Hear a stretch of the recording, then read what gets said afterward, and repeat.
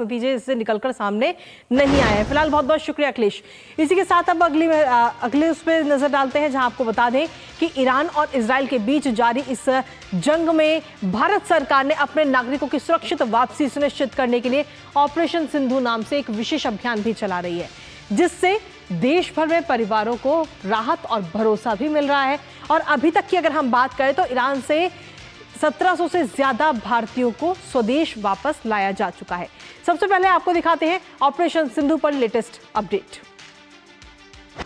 तो ईरान से भारतीयों की सुरक्षित वापसी, जहां आपको बता दें कि 1713 भारतीय सब वापस लौटे हैं। स्वदेश वापसी इन सभी की हुई है। भारत सरकार की तरफ से ऑपरेशन सिंधु के जरिए इन सभी को स्वदेश लाया गया है। और तस्वीर भी हम आपको दिखा रहे हैं। साथ ही अभी हाल ही में अगर हम देखें 285 भारतीय हाल ही में नई दिल्ली पहुंचे हैं सुरक्षित, और आकर के भारत सरकार का आभार भी उन्होंने जताया है। लेकिन इसके साथ ही भारत की निर्णायक कूटनीति का ये सीधे तौर पर एक उदाहरण नजर आया। भारतीय नागरिकों की सुरक्षा सर्वोपरि है, ये भारत सरकार ने एक बार फिर से बताया। और साथ ही वहां पर जो लोग अब भारत आ रहे हैं उन्होंने सीधे तौर पर कहा, विदेश मंत्रालय का शुक्रिया करते हुए नजर आए। लेकिन इसके साथ ही हेल्पलाइन नंबर भी हालांकि पहले ही विदेश मंत्रालय की तरफ से जारी किए जा चुके हैं, जिनके जरिए जो लोग ईरान में रहते हैं वो सीधे तौर पर भारतीय दूतावास से संपर्क भी साध सकते हैं। लेकिन इसके साथ ही अगर हम देखें तो अलग अलग चीजें भी नजर आ रही हैं। ऑपरेशन सिंधु की ये तो बात रही, जहां टोल फ्री नंबर इस वक्त जारी किए गए हैं। लेकिन इसके साथ ही इस बढ़ते तनाव के बीच में पेट्रोलियम और प्राकृतिक गैस मंत्री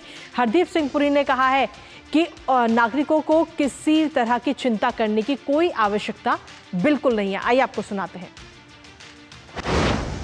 We had diversified the sources of supply, and out of the 5.5 million barrels of crude oil that India consumes daily, about 1.5 and 2 million only come through the Straits of Hormuz. We import roughly 4 million barrels through other routes, and our companies, the oil marketing companies, have enough stocks. Most of them have stocks up to 3 weeks.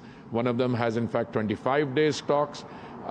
And we are also confident that we can increase the supply of crude through other routes should the situation so warrant.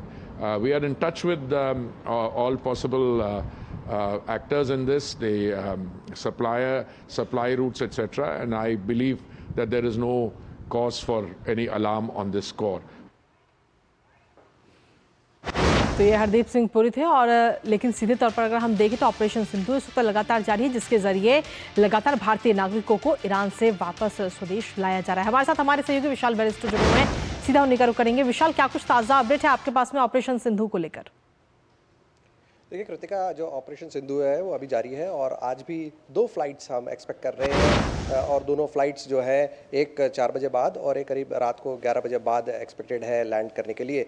और जैसे कि आप जानते हैं कि operation Sindhu बहुत critical है भारत के लिए, और भारत के कूटनीतिक जीत भी है, क्योंकि ऑपरेशन गंगा के बाद ये हमारा मोदी सरकार का दूसरा सफल ऑपरेशन है, और जिसके तहत 1713 लोगों को इवैक्यूएट किया जा चुका है ईरान के मार्शल से। और मैं आपको ये भी बता दूं कि करीब 260 लोगों को इजराइल से भी इवैक्यूएट किया जाएगा। तो ये एक डिप्लोमेटिक विक्ट्री है इंडिया की, क्योंकि जब इवैक्यूएशन होता है तो उसमें जान और माल का खतरा बना रहता है, और ऐसे में जब लड़ाई जारी है, ऐसे में इवैक्यूएट कराकर सेफली लाना ये भारत के लिए एक बहुत बड़ा चैलेंज तो होता ही है, लेकिन सक्सेसफुली उसको कर देना ये एक बहुत बड़ी हमारी सफलता है। जी बिल्कुल, बहुत बहुत शुक्रिया विशाल, तमाम जानकारी और अपडेट्स हमारे साथ साझा करने के लिए, इस खबर से जुड़े हुए। तो सीधे तौर पर एक बड़ी रणनीतिक सफलता भारत की नजर आई ऑपरेशन